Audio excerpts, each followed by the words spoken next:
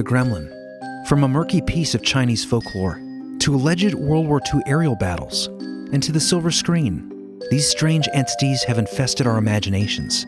But is there a potential reality to these mischievous critters? Beyond the tongue-in-cheek news articles and propaganda of the 40s, were gremlins in reality a unique manifestation of trickster phenomena, particularly prone, in this incarnation, to affect machinery and technology, and perhaps even living in the air? Welcome to this special members episode release of Belief Hole. If you'd like to become a member for more full-length episodes like this, click the link in the show notes to join the expansion. And now, please enjoy this expansion episode from Season 3, Real Encounters with Gremlins.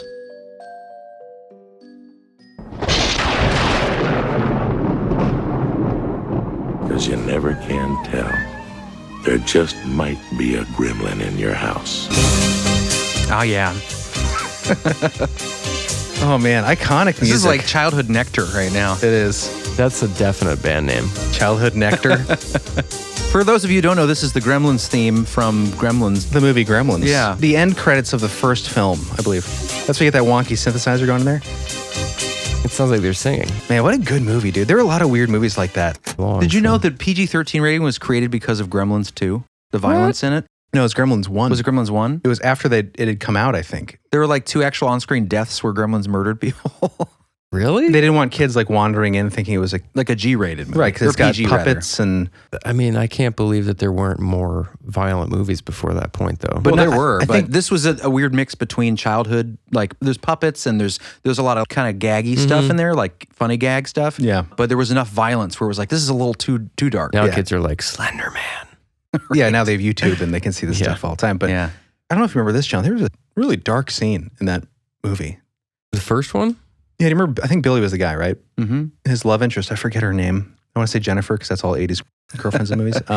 She tells that story about why she hates Christmas. You remember that? She goes in this long story, maybe we'll drop a clip, but essentially saying that I hate Christmas because of my dad. Because one year he dressed up as Santa Claus and You get like stuck in the chimney. we didn't know Oh, I where do he vaguely went. And remember it wasn't that. until like days It was later that Christmas there was a Eve. smell. I was 9 years old. The house was freezing, so I went to try to light up the fire. And that's when I noticed the smell. The firemen came and broke through the chimney top. And me and Mom were expecting them to pull out a dead cat or a bird. And instead, they pulled out my father. He was dressed in a Santa Claus suit. He'd been climbing down the chimney on Christmas Eve, his arms loaded with presents. He was going to surprise us. He slipped and broke his neck. Died instantly. And that's how I found out there was no Santa Claus. Pretty disturbing. Dark, dude. Yeah. That's worse than the violence. Like that kind of psychological Oh, I'm trauma. sure, Father yeah. dying in the well, chimney? maybe not, but definitely similar levels. It would affect you for a while. 80s movies had those awesome little monologues where they would tell a sort of unsettling story within the story. Like The Burbs had that scene with Art where He's he's talking about Skip, the ice cream guy, right? Who's murdered his wife with an ice pick and no one Yeah. found the bodies for weeks or whatever. It's the same kind of idea. There's a smell that summer. Drifted throughout the neighborhood. Real bad. No one knew where it came from. But old Skip still serving ice cream for the kiddies. Man, great 80s stuff. But this is not a Gremlins movie review, but it does tie in. Anyways. All right, let's get to the real Gremlins, Jer. Because you mentioned the third, and yes, this is taking a while to get into the meat, the content. It's coming up. We got real folklore connections, true encounters with gremlins, allegedly. What are gremlins? Are they just an old story retold under a new name? Are they reminiscent of the Domovoi or the Brownie, these kind of house fairies? Are they propaganda, World War II? Are they simply World War II propaganda under a different name? Anyways, we're going to get into a lot of that stuff, some real encounters that are pretty interesting. I dug deep on this. You have to. You have to dig deep With on real Gremlins. If you want to find something tangible. And I did find something interesting, and it kind of, well, we'll get to it. You had to hack the internet to find something hacked it. corroborative. I watched Matrix 2, and that allowed me to hack the internet. I plugged in. So what do we have on the docket today for the Gremlin show? The real juicy material. That's interesting you say material, John, because the more I research the Gremlin, the more I find that they are not solely material, actually, which is kind of interesting. When you read the encounters, Interdimensional nomads. interdimensional, but specifically their form that you hear, and this would actually kind of pique my interest in it, is in several accounts, including that of Charles Lindbergh, That's right. the famous pilot. These often appear wispy. They are biphasal, multiformal, transphasic, however you want to refer to it. They're like clouds, essentially, in the sense that they seem to exist almost atmospheric and material at different times, wispy, kind of djinn-like, which is really interesting. Yeah, it's a new dimension to the gremlin idea. And I like the idea, especially because if you look at some of the World War II propaganda, there were like manuals on how to deal with gremlins that are kind of like tongue-in-cheek, obviously. Like this gremlin lives in the electrical box and this gremlin eats the gasoline. And Weird. that seems very tongue-in-cheek, especially they had cartoons for them and stuff. So obviously that was not taken too seriously. But when you get to people's descriptions beyond like the Snow White and the Seven Dwarfs type, meddling little people, they end up being pretty creepy. And they're reminiscent of other folkloric entities that people have had encounters with throughout time that we've touched on the show a lot. So could this have been something people experienced in World War II when we first started? I think World War II, I was reading this World War II history blog, and someone was saying that it was like planes in the sky at that time was unprecedented, obviously, because of the war, if that's true or not, but that's what it said. And it made me think, like, if there are things up there, say that's where these things live, if there could be these kind of half material, half energetic, living in the ether, coming in and out, but flying on the atmosphere, is there something that these people might have experienced? Could be good or bad, could be neutral. Yeah. Tricksters, mischief makers. And that's kind of the description we get from these things. Yeah, I think it's an interesting conversation because obviously there's tons of literature out there that's from the Allies during the war where it's obviously like satirical. You can easily, quickly, skeptically just wash it away as all fabrication by the powers involved in the war. Yeah. But at the same time, there are aspects to these things that relate to traditions and mythology across the centuries. Yeah, did people just carry their old world traditions? Charles Lindbergh's is interesting, and we've covered him on the show for two different topics because he had his pretty fantastical out-of-body experience with a silver cord in flight, and then he had... It kind of relates to that. I think we talked about him on Otherworldly Music. I think he had a story about that as well. I think he heard a lot up there in the sky. And also involves sleep deprivation. So there's an interesting connection if you guys heard my Smoke Monster story where I was sleep deprived and that filter broke, or at least that's what it seemed like. Yeah. Very similar. Looking at these gremlins remind me a lot of DMT elves. Machine elves. Clockwork elves. Yeah, that's kind of what it reminds me of. But these are nasty. Actually, I didn't put that together, but also I was thinking about the physical aspects of these things, but I forgot about the tinkering. Right? Like the machine elves, they're called machine elves, the DMT elves, because they're seen like manipulating things, tinkering around. Gremlins, that's their thing. That's their shtick. More than any other like elf or gnome or brownie, these things are always messing with specifically mechanized machines. Yeah. Not cobbling shoes. And to get into what they are a little bit here, the attributes of the gremlin, they have that superhuman proficiency with machines of all types, it seems like. Specifically with the air gremlin that we experienced in World War II, reports of them being able to adhere to the outer fuselage of planes, withstand incredible temperatures, high altitudes, and the way they look, it varies a lot. Like I said, there's that kind of little people, elf type, old world Disney description. kind of thing? Yeah, wearing red trousers and pointy shoes. That description seems to be the more tongue-in-cheek, but then there are accounts where they're more animalistic with hairy bodies, large pointed ears, deep red glowing eyes. More like the film. More like the Twilight Zone movie with John Lithgow, where he's on the wing. Oh, yeah. Patchy hair, gray body, sharp, gnarly teeth, and 3 to 4 glowing feet eyes. tall. Yeah, that's a classic. Oh, yeah, so freaky. Do we have that scene? You want me to pull it up now? Let's do it. Let's pull this sir. up, guys. This will be in the show notes. Follow along. Because this is interesting. It's interesting that there's one specific account that may be the most credible, and it most closely paints a picture of this kind of gremlin. Yeah. This really freaky John Lithgow Twilight Zone. There's something on the wing. Or Shatner. Nightmare 20,000 feet. Yeah, Shatner was the original and the original Twilight Zone version of this, but it is really freaky. We're going to roll this clip.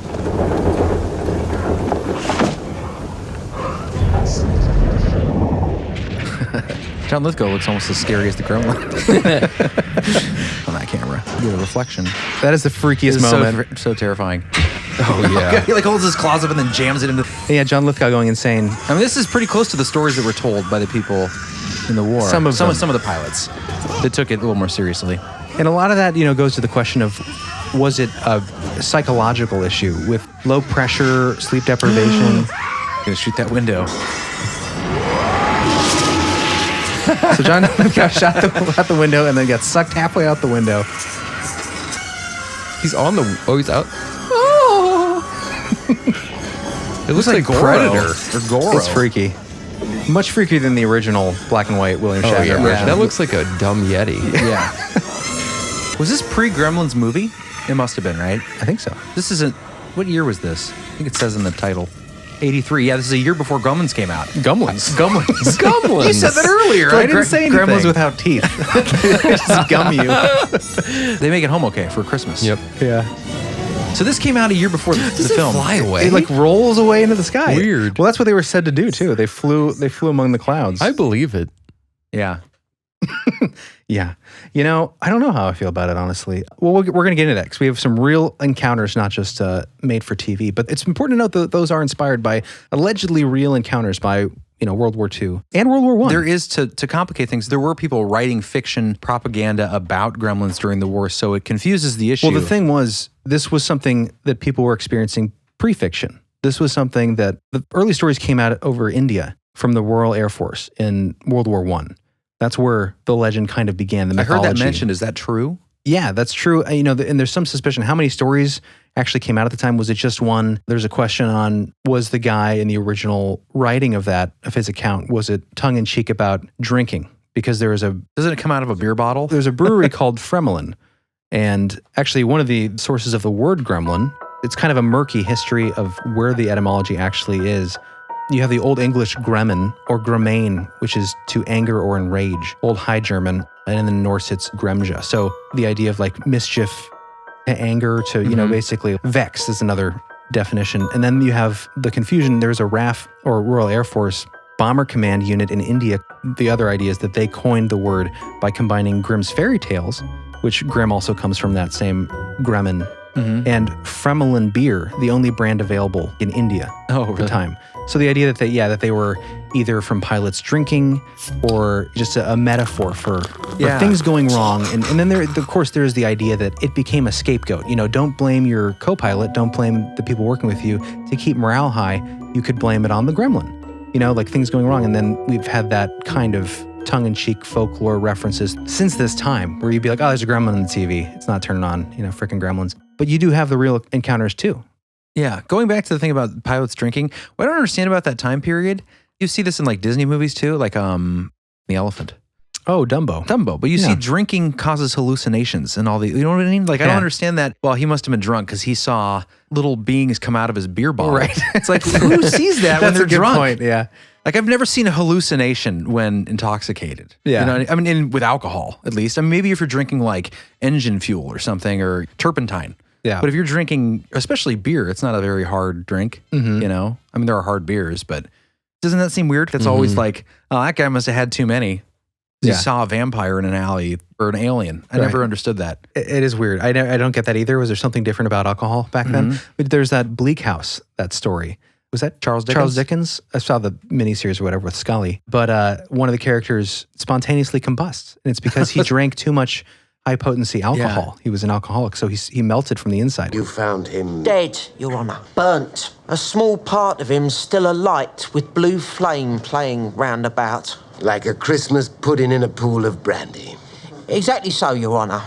Except I believe in this case it was in fact gin. All right, Mr. Guppy, you may stand down. Gentlemen of the jury, the deceased was an habitual consumer of vast amounts of spirituous liquor, which, as we know, is highly flammable. I believe this is an example of that rarest of phenomena, a case of spontaneous combustion. What happened to that phenomenon? Spontaneous combustion. Spontaneous combustion. It was a big thing. In Maybe we don't drink the same alcohol we used to. not. There was something really weird about the alcohol people were drinking. Anyway, back to the Gremlins. But yeah, we talk about all the malevolent gremlins. They weren't always malevolent, though. Just like the brownie or the domovoi, however you say it, the kind of Russian house spirit that would either protect or cause mischief, depending on if you kept it happy or not, fed it. Similar kind of attributes. But one curious belief about the gremlin was that before the 20th century, gremlins were actually attributed with helping out mankind with many of its major technological discoveries. Oh, really? I.e. Prometheus giving the fire. Interestingly, they're credited with helping invent the steam engine, and also, and this is interesting, assisting Benjamin Franklin with his work with electricity. Discovering electricity. And what's interesting about that, John, do you remember when Benjamin Franklin, when they found all those bones under his house? Yeah, I was there. He led the search team. They're my No, bones. I don't. I was looking for my bones. You don't remember that? We talked about that in an early, I think it was a Saturn Death Except for the Call. Hellfire Club, I thought. Hellfire Club. Oh, yeah, okay. So there's an article about the bones found under Benjamin Franklin's house. it was like bones belonging to up to 15 different people. Yeah. Found under there. And then you have the Hellfire Club and the question of cult sacrifice. And it reminded me of the Nazis and the legend and lore of them making sacrifices, working with black magic and the occult to connect with the other side, another dimension, to get technology. And I mentioned this kind of in the main episode as a preview, but the idea that maybe there was a deal made with this other side for technology during World War II. That's an idea going back. But then you also have, I mean, it's silly, but what if when we got the technology, we also got these entities, or not we, but say the Nazis got it as a way to destroy the Allies' technology. So you have them attacked more than the Axis. So Gremlins being a contracted interdimensional race, contracted by the Axis powers. Exactly. To attack Allies. And interestingly, that's insane. So the Benjamin Franklin idea, what if those bones under his house were used in some kind of gremlin sacrifice to connect with the gremlin world, and now he has access. It's just weird. Oh my. I know, this is really ridiculous, but he discovered electricity. Why are gremlins credited with that? Well, who's crediting them with that? Well, things that I read.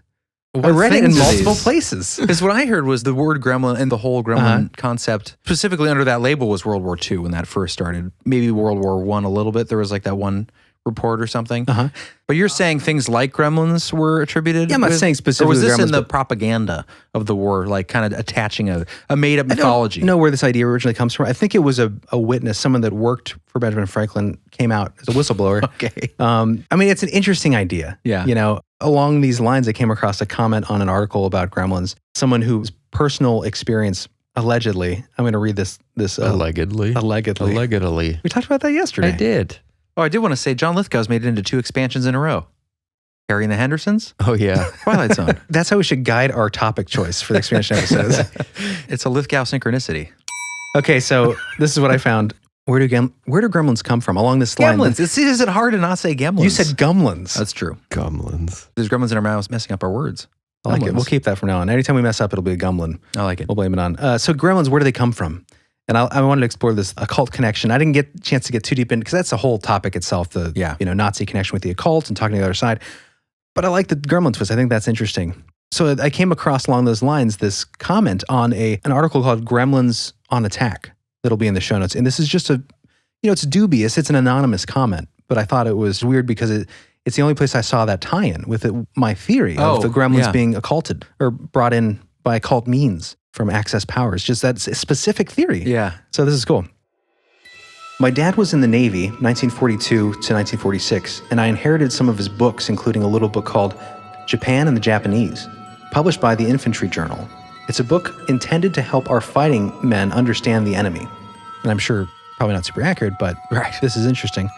In that book, there is a picture taken probably a few years before the war of some Japanese warlord holding something in his lap. You can't see the whole thing, but it looks like the top of a Western-style pentagram. What is a Japanese warlord doing with Western witchcraft symbols? Right before World War II, we know that the Nazis were occult-obsessed. Perhaps the Japanese were too. At any rate, I'll bet that's where the gremlins came from. They're released by enemy witchcraft. It was just weird because that was my exact theory. Creepy thought. Isn't it? Yeah. And that was my thought. See, I John mean, likes it when someone it else makes comments sense. it. Yeah, it does make sense. But I mean, I don't know if the pentagram is a Western symbol specifically. Yeah. I mean, there are a lot of, Eastern cult symbols. Well, it all comes from ancient culture. Yeah, well, it's a pagan symbol. The pentagram dates back to 3500 BC, Mesopotamia, believed to have magical properties. This star has been used in ancient China and Japan to symbolize the 5 elements of life. Plus, I mean, the Japanese don't really need to borrow Western witchcraft ideas. They have plenty of demon lore and things like that. Well, yeah. Yeah, there's a lot of symbolism that we take for granted as a modern or Western, like the swastika, obviously, is one example where it was like a good luck symbol. Every ancient culture had it. It would be in the West before World War II and the Nazis took it. It was... Yeah, Hitler co-opted it, tilted it. Although there are tilted versions in ancient cultures too. But it was always a good emblem. They perversed it. Now it's like the sign of evil. For them, it wasn't a sign of evil. Obviously, they were doing it for power. Right. But they thought power for good because that was their mindset. But in America, we had coins with swastikas on it up until the war, like that we used, passed around like it was a good luck charm. I just thought that was interesting. But anyway, so yeah, this is just, it's a dubious comment. Maybe very well that he saw this and everything, but it doesn't prove anything, obviously. I just think it goes to my interesting theory. I like it. That the gremlins come from another dimension brought here by occult means from the Axis powers. Definitely an interesting topic. We talked about that before, the idea of the Axis powers, the Germans specifically trying to contact another dimension about using occult. We should do an episode specifically on that. I know you guys talked about the tube, although I don't think you could really find anything on it, right? But you heard it somewhere. The cathode ray tube? Yeah. That'd be interesting to look into more. Reminds me of Army of Darkness and the Necronomicon. Yeah. Necronomicon. Was that a real book? I'm trying to remember. No. I didn't think it was. so. And then I remember reading something. No, it was H.P. Lovecraft. H.P. Lovecraft. Right? That's right. It was kind of based off the Egyptian Book of the Dead, that kind of concept. Which That's is a real book. There's several books of the dead Yeah. that are real from different cultures. The Tibetan Book of the Dead. Tibetan Book of We the were just Dead? talking about that the other day. Oh, really? Mike brought it up in our conversation. I was going to say, where were you out and about talking about the Tibetan Book of the Dead? Oh, Down at the forget what gym it's- here in the sauna. Yeah, no. This reminds me of an inner palace of the underworld. Interesting, though. I'm definitely going to look into it more. Tibetan Book of the Dead. Tibetan Book of the Dead. See, I think it'd be cool to do stuff on that. You Yeah, know? it's interesting. It has a name. It's like a TH something. What is the name? It'd be fun to do a comparative look at different books of the dead from ancient cultures. Yeah, definitely. Thodel? Bardo Thodel? Oh, that's the name of it? I think so. Bardo Thodel, commonly known in the West as the Tibetan Book of the Dead,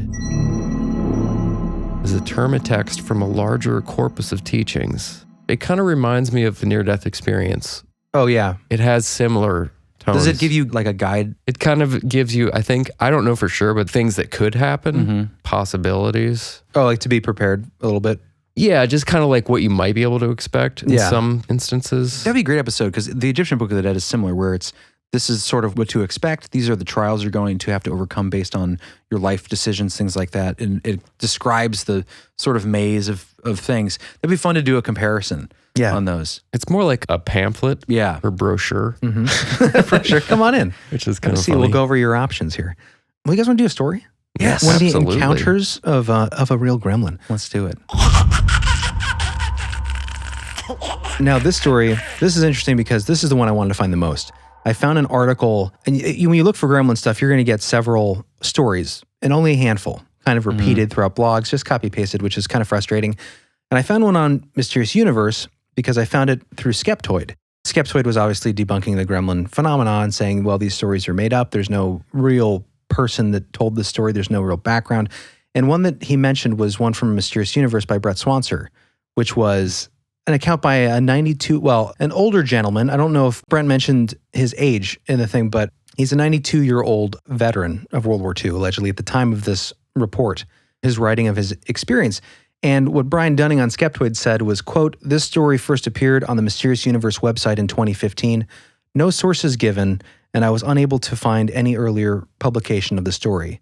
But you found it, right? But I Jared? dug deeper. You redeemed Brent. He said, in all logical respects, we can consider it fictitious. Right. But I dug deeper, and that's not the original source. Even though on MU they didn't cite the original source, I found the original on archive.org, where they archive old web pages that have gone down. This was from Cryptozoology News. It comes from Jonesboro, Arkansas, and was reported by Michael Bachman a year before the MU article came out in February of 2014. So there is some credible sourcing of this story. It's sad to me that the Skeptoid, which is renowned, it's a well-known site for this sort of writing, couldn't do what you did. Well, I think look a little harder to find the source. I really want if you're Gremlins to gonna be debunk it. I really want Gremlins to be real. So I looked harder Yeah. to disprove the skeptic. That's what you want to do when you're trying to argue for something. You obviously want to dig harder than someone who's... Especially if you're biased like you. Yeah, well, it's not even that I necessarily believe in gremlins, Right. but I'll do everything I can to prove it in case it is real. And if it's not, that's totally fine. But you want to turn over every stone. Yeah, if there's any grain of truth behind this legend, this mythology, I want to find it. Right. That's what makes life fun. It's that That hunt. makes a good researcher, Jer. Good work. But anyways, to get back to our story, this comes from a man by the name of LW. And this is obviously his story name. We don't know his full name. He's 92 years old, grew up in Arkansas, and was a pastor's kid. And of course, we have to take it at face value that there was this person, LW, unless it was made up by Michael Bachman, reporter for Cryptozoology News. And maybe, but... So was it submitted to Michael Bachman? He worked for Cryptozoology News? Yeah, and he interviewed LW. Okay, So this is the story. that's the source of the story. This is okay. the source. So it's up to you to decide whether or not this is real. And this article is entitled, World War II Pilot Speaks Out, Gremlins Are Real. So his dad was a pastor, Episcopal preacher from Arkansas, which kind of influenced his decision to become a pilot. My father loved planes. When you are a preacher's kid, well, you either turn out a little angel or a complete demon. I kind of went in between and decided to fight for my country instead. I got wings, but I was no angel. He told Cryptozoology News. LW says these little beings were capable of attaching themselves to the fuselage and withstand high altitudes. Oh, they're real, all right. They'd climb inside the aircraft and hide in there, or hook up under the wings. I'm sure they were sabotaging most of the Allies' machinery. I was a B-17 pilot. We were all young. I was 21 years old, and I was a flight commander. That was the average age for the officers. The gunners were usually 18 years old. We were very sharp, clean kids. One day, LW says he was flying a combat mission when the unexpected happened. Purportedly, a pair of Gremlins tried to crash the B-17 Flying Fortress. So I am very aware of my surroundings. And as I go higher, I notice an unusual sound coming from the engine. The instruments went nuts. I look at my right and I see an entity staring at me. Then I look at the aircraft's nose, and there it is, another one, hanging in there, dancing lizards. That's an awesome description. Not funny. It's terrifying. It is very terrifying. The astonished pilot thought that maybe he was having an episode of spatial disorientation and hallucinations. But I was perfectly fine. My senses were in good shape, but the weird things were still there looking at me. They kept going at it, pounding the plane with all their might. That'd be scary as hell. Right? LW says the creatures were 3 foot tall and had a hairless gray skin. The eyes were of a deep red color, and their mouths were so big he could, quote, almost count their teeth. The ears were long and pointy, with a small black patch of hair growing on the tips that remind the witness of, quote, an owl's ear. That's pretty specific. They appeared to be laughing at me, with their big mouths open, looking at me, hitting the plane with their long arms, trying to pull stuff. I have no doubt in my mind they were trying to crash it. I managed to stabilize the flight, and I saw the critters falling off the aircraft. I don't know if they fell and died, or if they jumped from my plane to a different one. I have no f***ing idea. So we'll just believe it. LW couldn't believe what he had seen, so when he went back to the base, he tried to keep the incident a secret. Well, I had to tell my best friend, a young kid named Leroy. He was a gunner. Oh, he believed me. He said he had seen something similar a few days earlier during a training exercise. But he was afraid to tell an officer about it for fears of being sent back to the U.S. We wanted to fight. We didn't want to be the ones coming back empty-handed, you know. At first, he says he believed what he saw was, quote, some sort of soldier developed by the Japanese. But then years later, in 1947, he came to a different conclusion. One day, I read the news about a strange aircraft crashing in Roswell, New Mexico. So I say, what the hell? That's the same people that got on my plane. Now they're trying to attack our country too? I thought that if they were capable of building this type of advanced technology, oh boy, I thought we were done. Who knows what else they can do? It took LW over 70 years to come forward and tell his story to the public. Well, we were young and careless, fearless. We were, you know, free birds. Well read. Yeah, that's really pretty interesting. Yeah. And it's interesting that this is, for instance, this account, this is the full account. Every other place you'll hear a summarized paragraph of this. So right. Believefully, you get the original. You should post a blog about this. I will. This account should live somewhere online and not just in the archive. But it is interesting. If there are stories like this, which, you know, there are, it has to be up to you to decide whether or not there's reality to this. But it would be interesting if we still had World War II veterans around to ask them because if this was real, if there was something happening up there, entities that were somehow provoked because of our activity in the sky, there may have been a lot of accounts I've read that there were hundreds of reports and people were nervous to talk about it. And they developed the propaganda as kind of a way to alleviate the tension about it and make it more of a joke because they didn't want people nervous. Like the governor of New Mexico with the fake alien head after the Phoenix Lights. Yeah, exactly. What a turd. Hey, he came back and, you know. We did? Yeah, he was in part of the Disclosure Project, admitting that he was just trying to break the tension, but he actually saw it. Little turd. It's a turdy thing to do. But yeah, was there something happening? I don't know how many stories there were. Like I said, it's extremely hard to find. Yeah, definitely one of the most fantastical to think about in that way as being possibly real. And because, again, of so much literature written in a satirical way, it's really hard to parse that out and find anything that could potentially be real accounts. Right. But that was a good one. Especially if you're afraid to report it to your superiors, you're afraid to talk about it. We didn't have the internet. News was controlled to a certain degree at that time.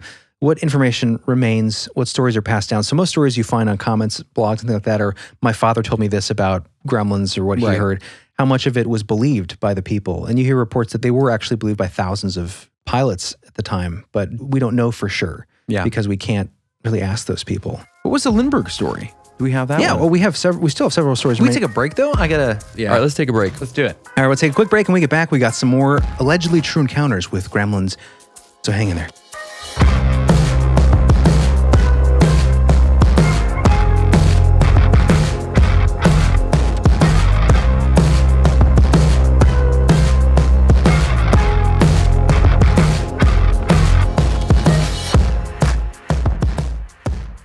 Hello, friends. Hi.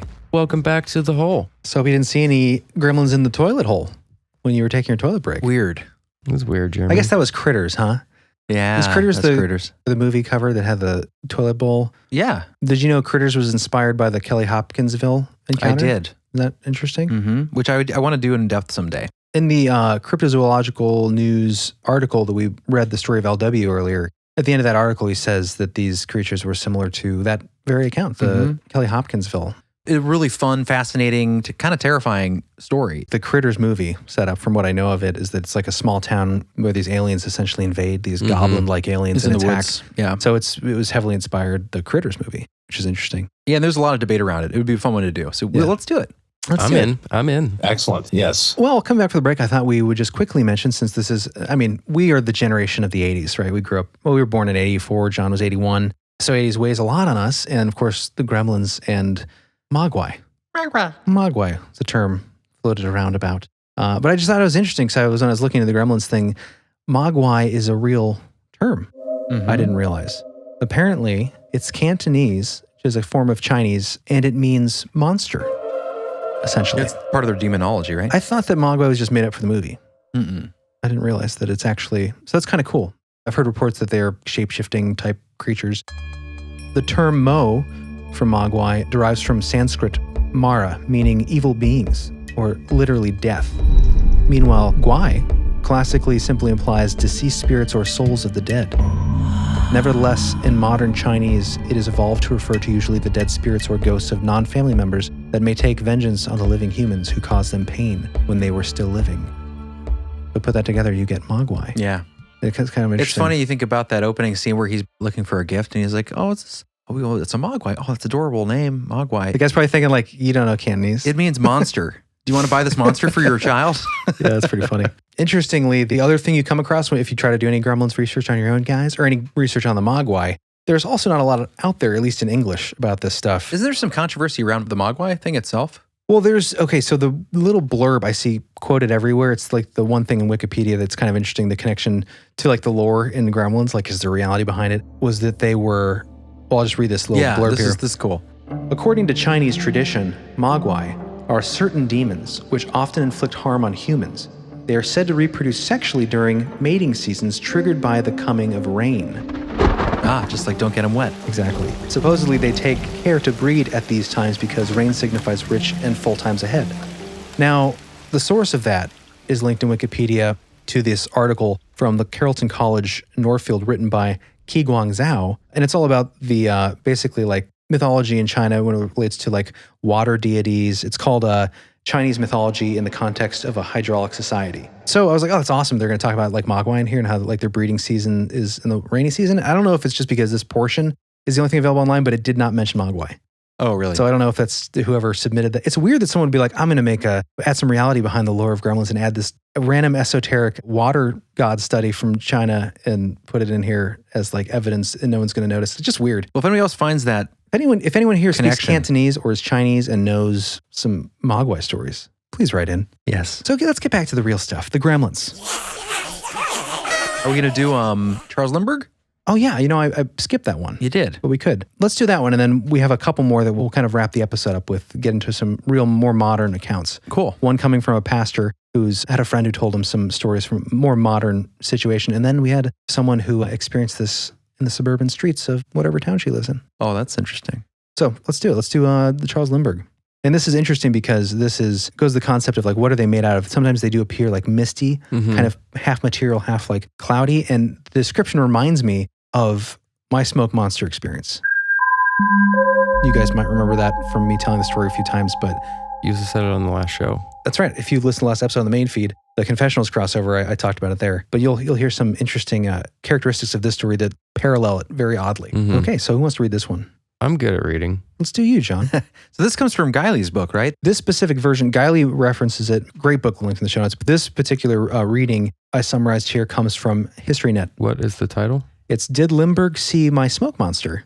That's what I You titled didn't it. see a physical form, though. Lindbergh, I think, did. I don't know if Lindbergh did either. Really? Yeah. One of the most famous alleged Gremlin accounts from this period was made by none other than the renowned American aviator, author, inventor, military officer, explorer, and social activist, Charles Lindbergh, as he was engaged in his historic non-stop solo flight over the Atlantic from New York to Paris in May of 1927. In his autobiography, Lindbergh related what happened to him during the most critical period of the crossing, the 21st and 22nd hour just before dawn, when he had been without sleep for nearly 48 hours. Lindbergh reported that he had suddenly felt somewhat detached from reality and found himself surrounded by several vaporous, strange-looking beings within the cramped confines of his tiny cabin. The fuselage behind me becomes filled with ghostly presences, transparent, moving, riding weightless in the plane, Lindbergh wrote. I feel no surprise. Without turning my head, I see them, clearly. They then spoke to him and demonstrated incredibly complex knowledge of navigation and flight equipment. He goes on. These phantoms speak with human voices, friendly, vapor-like shapes, able to vanish or appear at will, to pass in and out through the walls of the fuselage as though no walls were there. Fascinating. Interestingly, in this case, rather than cause mischief, Lindbergh said that the Gremlins actually kept him alert and reassured him that he would remain safe on his journey. Sounds more like guardian angels or something. Lindbergh kept this bizarre experience to himself for years until the account was finally published in his 1953 book, The Spirit of St. Louis. Interestingly, this would not be the only report of benevolent gremlin activity, as there were other accounts from time to time that told of the typically mischievous monsters helping pilots avert disasters or alerting them when to turn or change course or altitude, which showed there was more than one facet to whatever the things were. Interesting, huh? Yeah. It's interesting, too, that I don't know why Gremlin, though. Well, because I mean, it is the commonality of appearing in a plane right, and misty. and either helping or hurting. Yeah, a lot of the reports of these entities are shadowy, misty, half material, half energy, or gaseous, almost like they're clouds in a sense where they are kind of part physical matter, They're interfacing. denser. And my thought was maybe, okay, if there's anything real to this, maybe there are things that are more atmospheric based that can materialize in a denser form, like clouds can become vapor and then actual water and fall. You know, maybe these things become physical so they can operate and interact with planes, this guy. That's a cool idea. Probably the truth. I mean, obviously, the skeptical thing is, he was on like a 9-hour flight and could be tired and hungry. And Well, it's 40. He was up 48 hours. According to this version, I heard a version where it was like 30 hours or something, but the complex knowledge thing reminds you of the machine elf stuff. Mhm. They are always, you're getting this feeling in the DMT experiences that they have all this knowledge they're imparting or they're doing complex algebra. right, they know they're extremely advanced. Yeah. Way more than we are. But what's interesting is that the sleep deprivation, that's exactly what I experienced. We talked about the idea of your filter being removed. And a lot of these pilots would be flying. There was a old biker guy who was interviewed who had gremlin bells on his motorcycle. And they're basically, it's like a bell that hangs down under like the foot pedal or something. And the idea is going back to World War II when he was a bomber pilot, they would hang gremlin bells. And essentially it was to keep you focused if you started, quote, hallucinating from the pressure or the methamphetamines, the Adderall type stuff they gave you back then to fly nonstop, these long flights to keep you awake. With sleep deprivation, you do start to see things in the corner of your eye. You see these shadowy type movements and stuff. And, his argument was that these bells would kind of bring you back or keep you focused So does on. the gremlin ring the bell? The bell just wakes you up from that kind of Oh, I was hoping the state. gremlins were going to like, Wake up, bud. Yeah, but the question is, are there things that can be seen in these times of great stress, or is it just a psychological trick? yeah, it's interesting that conversation comes up again. Yeah, very interesting. You got some modern accounts, I hear. We do. So a more recent account, this actually comes from a pastor by the name of Pastor Swope. Now, he has a blog called The Paranormal Pastor. Be an interesting guy to talk to, I imagine. Chris, you want to read this one? Plane tearing shadow creatures? That's it. That's terrifying. Now, this is, he retells a story that was told to him. So it's one of those from a friend of a friend Cool. type deals. But let's give it a shot. All right, this comes from Pastor Swope. Ever since this Twilight Zone episode hit the airwaves in 1963, there have been very few pilots who have come forth with eyewitness activity of these creatures. Mostly for fear of ridicule, but many for fear that they will be grounded for a mental evaluation. But these demonic entities still have a fascination with dismantling aircraft in midair to this day. I helped out in a Christian bookstore owned by one of the members of my congregation for a few months a couple of years ago. His wife had passed away suddenly, and he was overwhelmed. One night we began to talk about the paranormal. As an ex-naval officer during the first Gulf War, he told me he had seen things he could not talk about. Quote, I've seen things that come straight out of the X-Files while working on a certain aircraft carrier in the Gulf. I prodded and prodded, but he refused to tell me any details about UFOs or what exactly he meant by the comment in connection with the government conspiracy theme that ran through the television program. But he did tell me that he and a few fellow servicemen on board did have encounters with little creatures of amazing power who have a fascination with airplanes. He had never fully seen them himself, but one time he witnessed a little shadowy creature tear a hole in the aircraft like it was made of aluminum foil to get at inside components. The creature dashed over the nose of the plane and disappeared. A pilot friend of his swore that he saw a small, impish creature trying to rip off a flap of an FA-18 Hornet of his wingmen on their way to a deployment over Iraq in the late light of the setting sun. 1 minute it was there, and as he turned to double check what he had just seen, the creature had vanished. Within a few minutes, the co-pilot had to return to the carrier because his plane was becoming unresponsive. That's weird. Creepy. I don't want to see these shadowy little guys ripping things open in an airplane. Well, especially you, man. That's the thing with the gremlin thing, too, is it's terrifying because you're in such a vulnerable place. You're suspended in the sky. Yeah, what's the freaky consequence? It's like being attacked by a giant squid in the sea. You just hit the eject button. Yeah, that's what I would do. Why don't passengers get those? I guess because every time there'd be turbulence, you'd have people ejecting in an airplane. Yeah, I'd be out of there. Might cause some pressure problems. Yeah.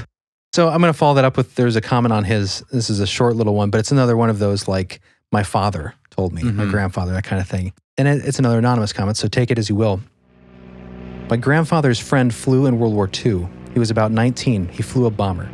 He said one morning, I think it was Christmas Day, so that's timely, 1942, he was on a routine bombing run when all of a sudden he started hearing weird unearthly screams coming from an empty gun turret that had been shot all to hell. He said he kept smelling this weird smell, like no other smell he had smelled before. He said that it was so bad it made his eyes burn. Then all of a sudden, his plane just went into a nosedive. Then he said the screams turned into unearthly laughter, and he heard a demonic voice tell him, "Going to die." Ugh. He pulled out of the nosedive, and he heard a gunshot from the back of the plane, and his fellow airmen say, "I got the bastard!" But then where did he go? Then his engines went, and smoking holes were being ripped into the wings. He was forced to make an emergency landing in enemy territory. That's all the story I can remember. Yuck. Tall tale? Or terrifying truth. Covered up by the aviation authorities. Gotta keep those gremlins quiet. Although they did, I mean, that was a big public thing for a long time, as we've talked about. Oh yeah, well that's, the satirical. It reminds me of the, I mean, if there's any reality to this and you don't want to scare pilots, it reminds me of the idea of, controlling the story, right? Yeah. Fictionalizing something, poking fun at it. Right. Oh, like we talked about the underground base below the Denver airport, right? Remember they had that advertising campaign a little while ago that was all about the Illuminati and like stuff? leaning hard into it. Leaning into the conspiracy. That's a great way to discredit something. Delegitimize something. You make fun of it and, wear it as like a badge. you know? Right. Why would they do that if it was true? It's too dangerous. So who knows? It's interesting. Obviously, this is a lot to buy into. I mean, the gremlin idea. But we've covered so many stories of little diminutive things being seen. I mean, that to me has become something that I totally think is possible. And that's the question. Is this just another version of that? Right. That's specifically triggered in the air. Like how many gnome stories? Like when we started the show, we would get so many of all the things I thought people would be reporting. I thought more, ghosts, alien abduction. We got those as well, but the gnomes thing was oddly prevalent.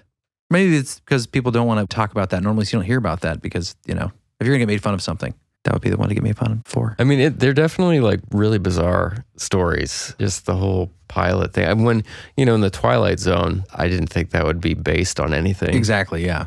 Yeah, it's interesting, even just the lore of it. Mm-hmm. There's a great scene in Gremlins where that great actor, B actor, he's been in tons of different like random horror stuff in 80s movies. He's in The Burbs. He's one of the dumpster guys. Yeah. Or the garbage truck guys. He's in the, what's that famous werewolf film where he's like the guy who works in the occult bookstore. He's like a guy from Brooklyn or Boston something. He's always like, you gotta use a silver bullet. Yeah, he was in that movie and played a World War II vet. Right. And he talked about how like they came over here on the planes, the Japanese essentially like used him to sabotage us. That was right. We actually played it in our Halloween episode. Oh, we did? We played his monologue? I don't know if it was our first one. It was episode 31.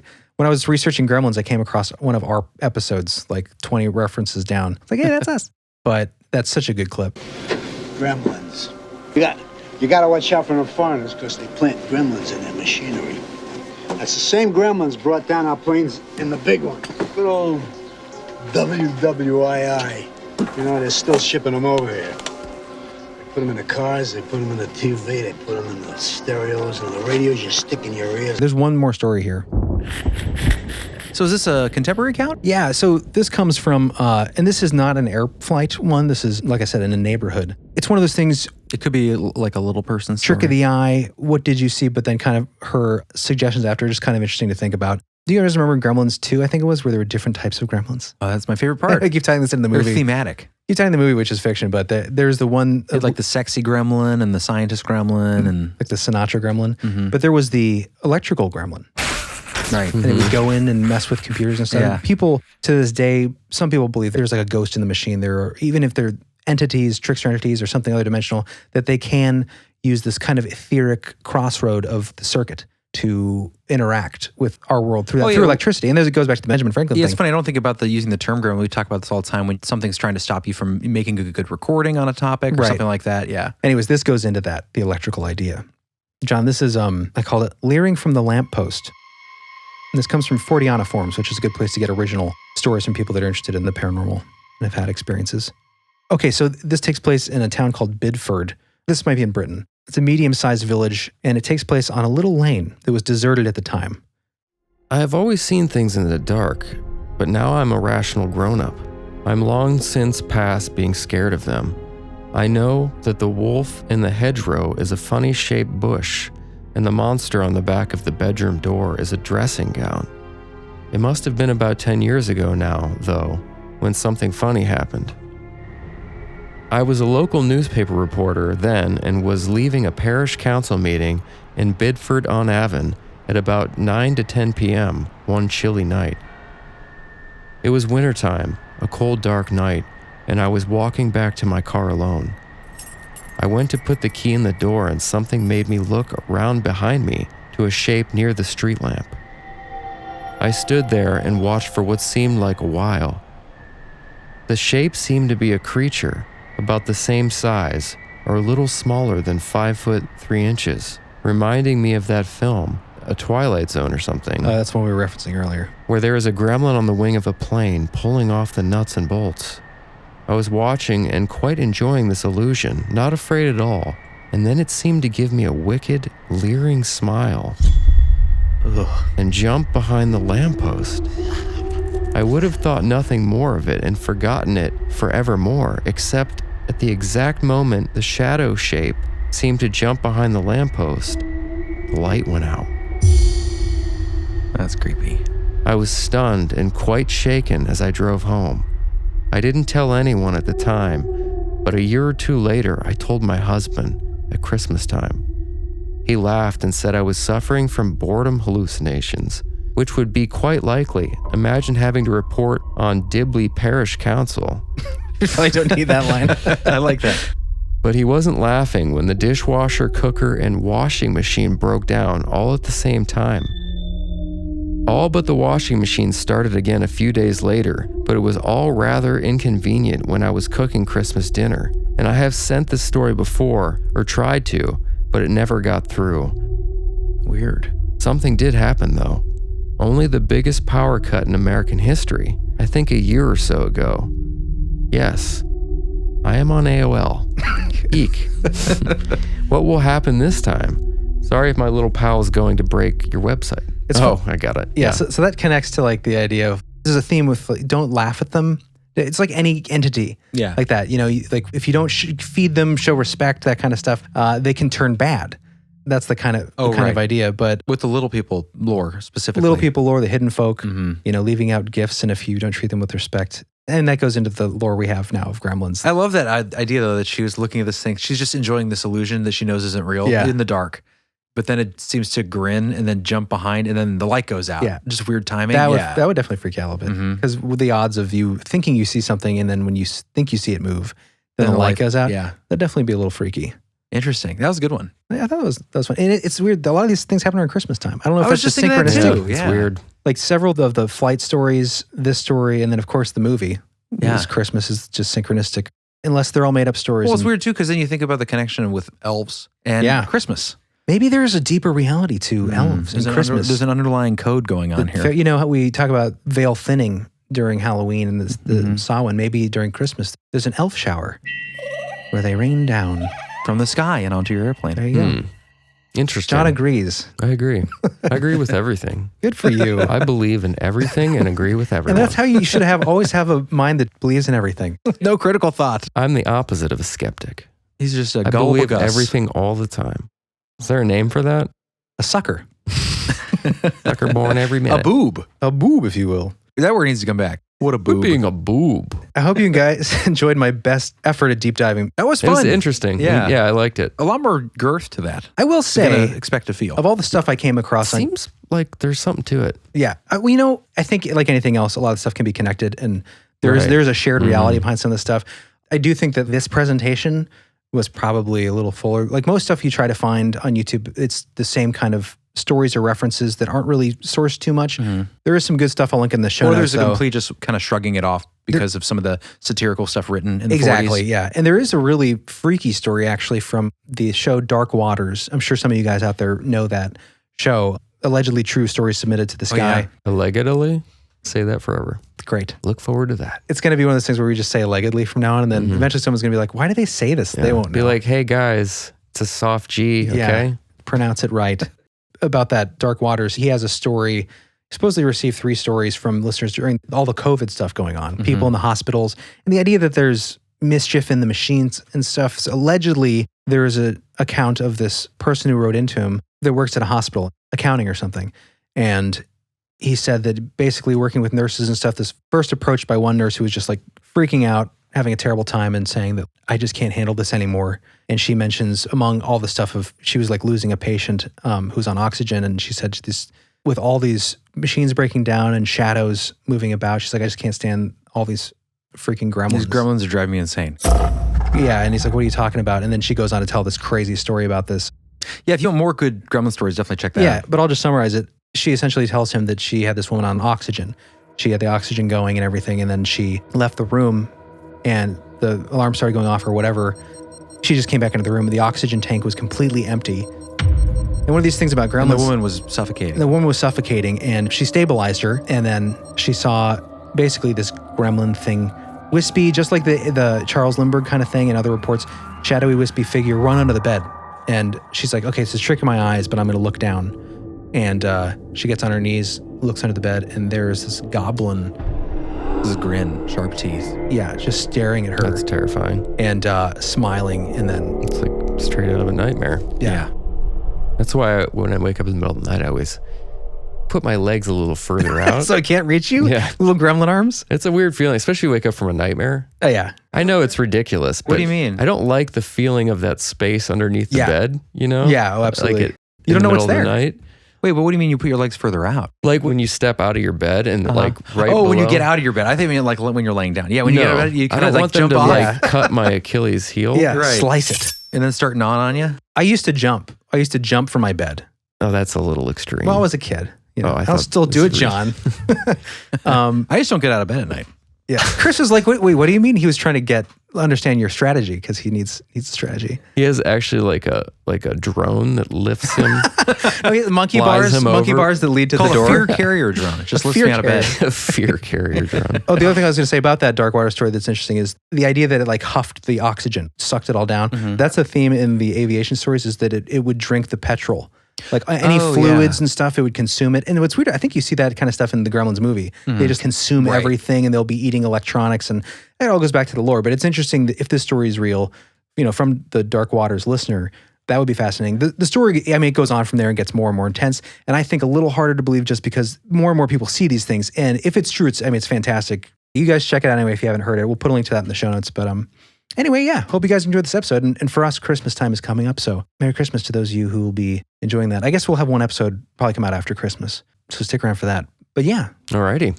Alrighty, guys. Well, let us know your thoughts. Let us know if you've had any experiences with Gremlins. Please tell us that you have. But don't lie. We'll sniff it out. Sniff it. Well, thanks for joining us here on Gremlin Day. We'll see you next time. Yes, we will. See ya.